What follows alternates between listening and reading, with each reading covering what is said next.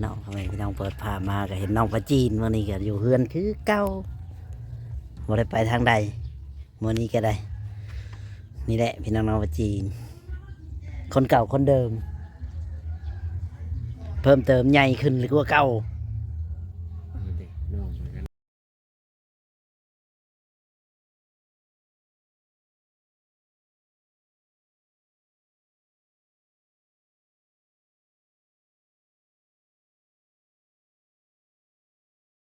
สบายดีน้องปลาจีน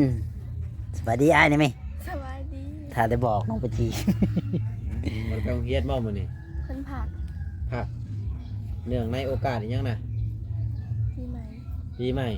หรือพักเรียน ผักปีใหม่ พักปีใหม่ชื่อ โดย บางเฮ็ดนี่มาทันพักบ่ ย่าง เดือนไหนน่ะพัก ทัน เดือนหนึ่งบ่เข้าเฮ็ดหนึ่งให้ได้ โดย แต่ว่าเซ็งแล้วบ่ วันที่12 วัน วัน ที่ ที่ สอง 12เซ็ง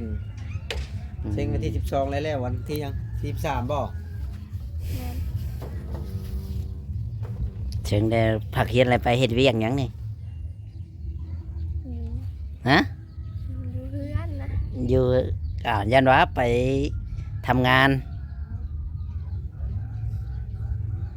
ยังบ่จักเลยบ่จักว่าสิไปเฮ็ดหยัง โดย อ๋อทำ กินข้าวเที่ยงกับยังมื้อนี้ บ่ได้กินนะ บ่ได้กินจะบ่กินเลยนะ ข้าวหมดบ่ฮะ นอนนะ นอน อ๋อ ไปใช้จังหวัดนอนน่ะนี่ปีใหม่ โดย เขาดาวจักโมงนอนคืนนี่สอดแจ้งมาว่า จังโมงเลย ศูนย์ ชูชู ศูนย์โอ้ ชูชูนจนบ่มีโมงเลยนอนน่ะ ศูนย์ นอนชูชูนโมง เที่ยงคืน ชูชูนยักเที่ยงบ่เที่ยงบ่จักแล้วทั้งแม่วัดไปแท้มื้อนี่ จักเพิ่นไปจ้ะ ที่บอกเพิ่นไปขุดกระปูมาฝากบ่เห็นอันอยากกินจี้กระปู อืมให้น้องปะจีนด้วยคุณให้คุณเป็นอยู่บ่ เป็น เป็นคิดว่าคุณบ่เป็น เป็นเยอะเนาะ ขุดกระปูก็เป็นเนาะ ทั้งพอได้ใช่ ออกไปเรียน เราบริยุทธ์บ่ บ่ เทศกาลกับประโยชน์บ่มาจีน เราบ่ได้อยู่ ถ้าเจอแต่กูจีนเนาะ โดย กูจีนเดือนได้น่ะฮะ เดือน2 เดือนสองบ่แล้วก็ได้โบนัสบ่เราเรียกเดือนสองนี่ได้แต่กระต้มใหญ่ ได้แต่กระต๊อบ กระต้มใหญ่บ่ มามาฝากน้องปะจีนทื่นเนาะแม่นว่าน้องปะจีนทื่นว่ากระต้มใหญ่นะ โดย น้องปะจีนทื่นกระต้มใหญ่อืม เป็นจังไดคือว่าได้ยินข่าวว่าสิเดินทางไปหาพ่อบ่ โดย เดือนได้น่ะ เดือนไหน ยังบ่ฮู้ ยังบ่ฮู้ ห้อยสบายดีไปทางไหนนะ ไปดี โอ้ เฮ็ดบัตรแล้วบ่ เฮ็ดแล้วบัด ยัง ยังบ่เฮ็ด ไผสิพาไป พระอาจารย์ พระอาจารย์เจ้ากับแม่ก็ไปนำบ่ โดย อ๋อเดี๋ยวว่าไปแต่เจ้าคือสิบ่จักกับเพิ่นเนาะเคยเห็นอยู่บ่หน้าล่ะ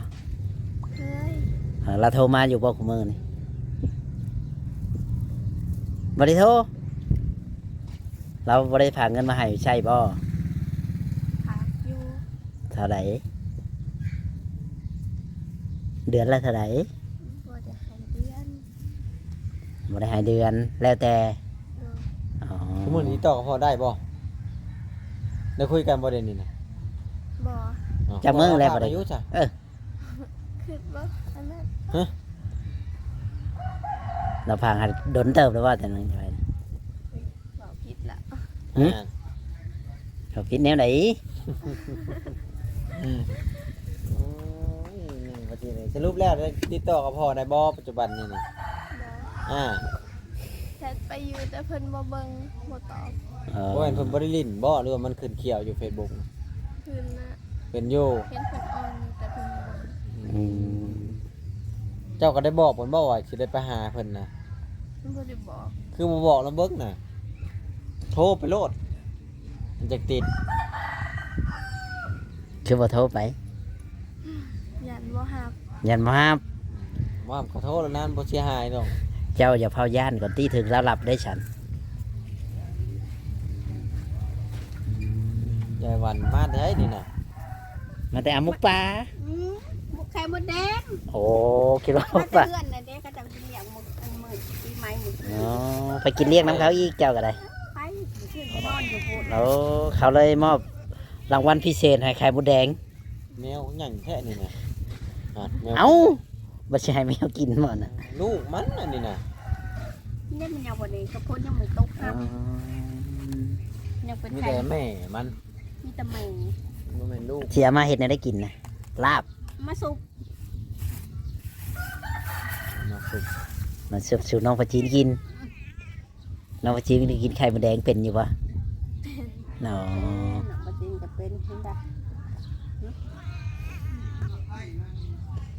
เป็นพี่น้อง มาแต่หึงบ่ เพิ่งจะมา มากินคือว่าไปวัดบ่มื้อนี้ฮะเจ้าก็ไปบ่ลูกสาวบ่ ไปถาดโพนน่ะบ่ แม่ ไปถาดโพนน้องกระเจ้า ขี่รถยังไปนะ ที่รถใหญ่ เท่าไรจังครับ บ่ได้จ้างว่าน้องกระเจ้า เขาให้ไปพี่เออ ดีแล้วค่ะ ดีเถอะไปขอ บ่ ขอหยังหน่อย บ่ได้ขอยังมีแต่เป็นผู้ชายซื่อ โอ้ยันว่าไปขอพรให้จะน้องปลาจีนน้องปลาจีนก็ไปป่ะ ๆน้องบ่จริงก็ไป น้องปลาจีนขอหยังเลยไม่ได้ขอหยังคือกันยันว่าขอให้เจอหน้าพ่อไวๆโมเมนต์บ่ ไปถึงเลขถึงเบ ก็ อร์ อยู่ เลย ดี เนาะ นี่อยู่ดีนี่เอง ไปเฮงให้รวยแล้ว อืม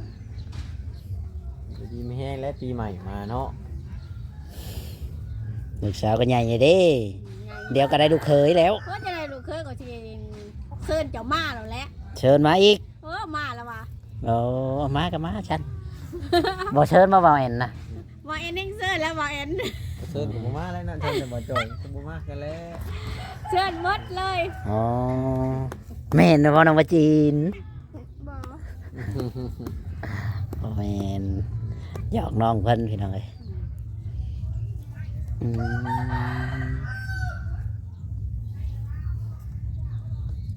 ห้องน้ำห้องในก็ยังบ่ทันมุงเนาะ ยัง อืม ถ้าพอแล้วเบียกพอแล้วเบียดเมื่อบาทมันได้จังสิได้มุ่งวาง การบัญชีก็ดีคือกัน วาง ยังได้เบิ่งดาวไปนำ ข้าวโยน เมื่อบาท ข้าวโยนก้อนหินลงใช่ ยังเข้าห้องน้ำก็เบิ่งดาวไปนำพี่น้องก็พอดี พอดี แบบ เอาดาวเป็นน้ำแล้ว แม่นแบบเบิ่งดาวนอนเบิ่งดาว อันน้องปลาจีนก็ยังบ่ได้เปลี่ยนยังคือเก่าพี่น้องเลย คือเก่าเนาะ ทุกอย่าง เป็น เก่าหมด ยังบ่ได้เปลี่ยนบ่ได้แปลงพี่น้องเลย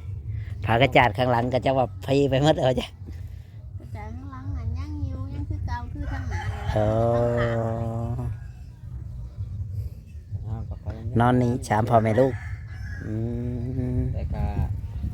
บ่มีผู้รักผู้ใหญ่ช่วย พอมันก็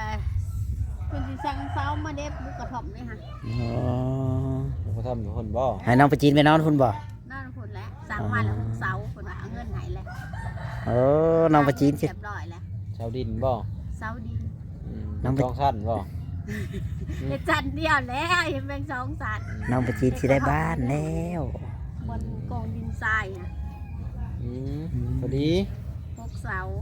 ตัวหน้าตัวในน้องไปกินได้เงินก็จังเฮ็ดเฮือนใหญ่อยู่หน้าบ้านสิมาขึ้นอยู่บ้านใหม่น้องปลาจีน อืม เนาะ วันนี้แล้วได้ว่าคืนวันไว้น้อง สิเชิญอยู่บ่น้องปลาจีน เซินเซินน้อง อืม น้องปฏินยังเซินแล้ว อืมเฮาก็บ่ได้เข้ามาหาน้องปลาจีน แต่หึงเนาะ จนน้องปลาจีนจำบ่ได้จะหึงบ่หึงแม่นว่าน้องปลาจีน จำได้ จำได้เด้โอ้โหคิดว่าจำบ่ได้ แม่นกระโดนแล้วบ่เข้ามามันก็บ่มีแนวช่วยเหลือน้องเพิ่นก็บ่ฮู้ว่าสิเข้ามาจังใด บ่กล้าเข้ามาเนาะ อืม เข้ามาก็บ่มีหยังให้น้องเพิ่นก็เลย ก็อยก แบบเฮาก็เลยบ่กล้า แหละ อ๋อสิให้เข้ามาบ่มีหยังก็เข้ามาได้บ่ ทำไม่ได้บ่มีหยัง โอ้ กัน โหมาเยี่ยมมายามกันเนาะ มาเยี่ยมมายามคือเก่าหั่นแหละล่ะวะ อืม จะสิไปลำไปเลยสิบอก บ่แล้วไปสิไปเลย ไผนี่คืองามเลยนี่ ใครก็เจ้าแท้นี่ ได้ตีแล้วนี่ฮะมึงแต่สี่นี่เนาะบ่จอย แม่น ไอ้พวกมีอะไรนี่ ไก่เจียไก่เจียเขาเลยเรียก เจียนะ เจียเจีย อืมแม่และนี่มันจะไก่นี่ น้องจินเลี้ยงไก่จักโตแล้ว บ่ได้เลี้ยง บ่ได้เลี้ยงเลย เป็ดและเป็ดสื่อล่ะ จักโตได้เป็นนะ เป็ดตัวเดียว หัว เป็ดผู้ฮะ อืม ซื้อเห็นยังอะ นะซื้อก็ซื้อเป็ดผู้ตัวเดียว สื่อว่าสิต้มและ เอา ต้ม แล้ ยังอะนะ ว มีใหม่ อืม อืม หรือบ่เอ็นสิเอาบ่สิให้นี่ บ่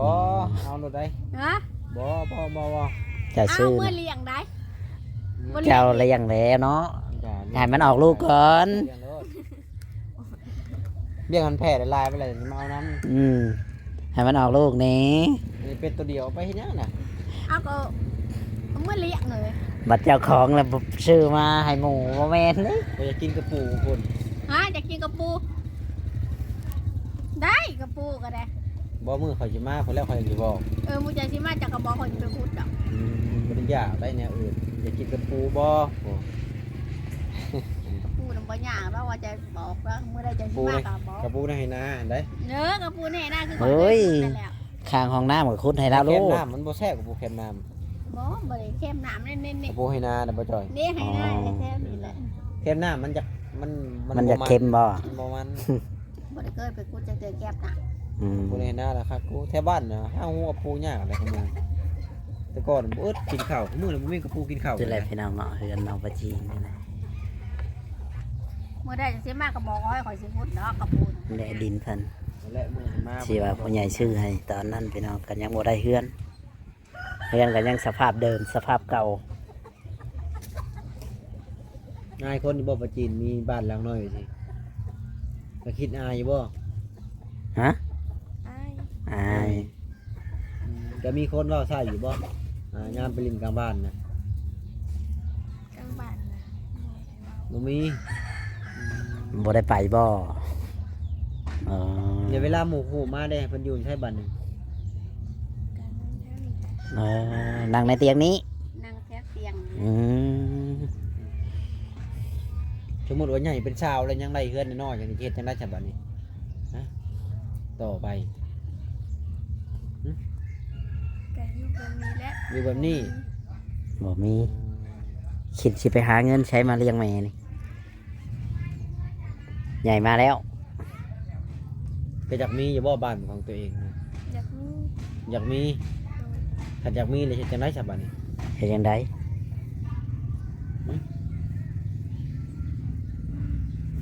อย่าแหนไปทางนี้นะตอบมันด้วยนะ ก็เว้าเลยนะเฮ็ดได้ใด เออ เออ เฮ็ดจังได จะหาเงินหาค่ำแล้วว่าโอ้ยเอาจากโรงงานคือบ้านคือเมืองปัญหานั่นแหล้ว อืม ก็บอกกันแล้วว่า สิไปทำงานเมืองไทยบ่ไปบ่เป็นหยังบ่อยากไป อยู่ทำงานในบ้านนี้ โดย เออทำงานในบ้านพอได้เลี้ยงแม่เนาะ โดยบ่อยากมีจับเพิ่น อย่างนี้จังแม่ นอนได้วันบ่ โดย มาจากนี้จังแม่แล้วก็ได้พี่น้องเลยเพราะว่ามีแม่ผู้เดียวเนาะหรือว่าเชียร์แม่หลายคนบ่ บ่ อืมมีแม่ผู้เดียวให้ลูกไปอยู่บ่ ฮะ สมมติว่าลูกจะไปทำงานให้ไปอยู่บ่ อยากไปก็ไปแล้วแหละก็บ่ได้ห้ามนะ อ้าว หาเงิน จะบ่คิดฮอดบ่ลูกค่ะ คือน้อยก็จำเป็นแหละลูกไปหาเงินหาคำ อืมคันจะให้ลูกไปแบบเวียงจันทน์ในให้ไปอยู่บ่ ไปหาเงินหาคำไปเหมือนนะก็ว่าหาเงินหาคำไม่ไป อืม ก็บ่ไปมันสิมีจะบ่ อืม ก็บ่หาก็บ่มี เออน้องประจีนได้สิไปอยู่บ่เวียงจันทน์ ไป ไป ไปกรุงเทพและมันจังเงินหลาย เราบัดบ่ไปกรุงเทพ จัดมันเงินบ่หลาย อ ไปนำบ่เจ้าลูก คิดในใจว่าสิเฮ็ดเวียกหยังเลยขันใหญ่มาเลยอยากเฮ็ดเวียกหยังในตอนนี้หั่นนะความคิดของเจ้านะ จากโรงงาน ของจากโรงงานคันฮะ หรือเสิร์ฟ เชิบห่วยขายของนี่ขายบ่เป็นบ่สมมติว่าค้าขายแบบว่า เป็นลูกจ้างเขานี่แหละเป็น เป็น ขายได้อยู่เนาะ โดย อืมเป็นผู้น้อยเราก็อยากค้าขายอยากกันนั้นถ้าว่าใหญ่กว่านี้เนาะ โดย อืมตอนนี้ยังจังแม่บ่ได้ให้ยังคิดเท่าแม่อุ้ยอืมน้องพัจี นี่แหละ ในก็ยังบ่แล้วพี่น้อง เฮือนเพิ่นก็ยังสภาพนี้เด้อพี่น้องเอ้ย อันนั้นบ่ออกประตูห้องน้ำ เฮือนก็ยังหลังน้อยๆน้องประจีนเป็นไตต้นเพิ่นอยู่ดอกพี่น้องเอ้ยบ่ฮู้ว่าเฮ็ดได้ หาเงินหาคำบ่ได้ก็มีแต่พ่อหาผู้เดียวส่งน้องเฮียนนำแน่ก็คือว่าแต่พ่อก็เป็นพ่อเลี้ยงพี่น้องเอ้ยเนาะก็อยู่แบบนี้ก็ใครกว่าใครแต่ว่ามีผู้ใหญ่เพิ่นซื้อดินให้ แต่ว่าเรื่องเฮือนเรื่องซานนี่ยังบ่มีพี่น้องเอ้ยเนาะเพิ่นก็หาเงินดูมันขยันอยู่ทั้งผัวเพิ่นก็ได้ นี่แหละทางเฮือนทางซานของน้องประจีนพี่น้องเอ้ย เดี๋ยวมาเด็กข้างนอกเพิ่นก็ยังคือเก่าคือเดิมเพิ่มเติมกับบ่ปากคือเก่าน้องพี่น้อง ปากหน่อยคือเก่าติ ครับ พี่น้องเอ้ย น้องเพิ่นบ่ปากนี่เลย นี่ปลากระจาดปลากระซื้อมาใส่ใหม่เพราะว่าอันนั้นพี่น้องอันนี้ก็เปื่อยมาแล้วพี่น้องปลากระจาดมันเปื่อยมันหักมาเลยมันหักมันเปื่อยมาแล้วพี่น้องเนาะ เพิ่นก็แพงบ่ให้หักเพิ่นก็หัก เพื่อนเพิ่นกับประมาณนี้ มันก็บ่ปานใดแล หลังน้อยๆ2ห้อง น้องเพิ่นคือบ่อยากได้อีหยังนี่นะพี่น้องเอ้ยแต่ว่าอยากดูคำเก่านี่บ่ว่าส่วนหลายเข้ามากก็สิได้ยินแต่เที่ยงเจ้าของ YouTube นี่นะพี่น้องเนาะเสียงน้องเพิ่นก็บ่ค่อยอยากได้ยินปานใดคือไปซี่ละนี่นั่งอยู่ไปซี่แหละเลยเอ้าก็บ่มี มาอัปเดตมาเยี่ยมมายาม มาเลยมาเยี่ยมยามใหม่เด้อ โดย ครับก่อนเด้อสบายดี สบายดี แห้ง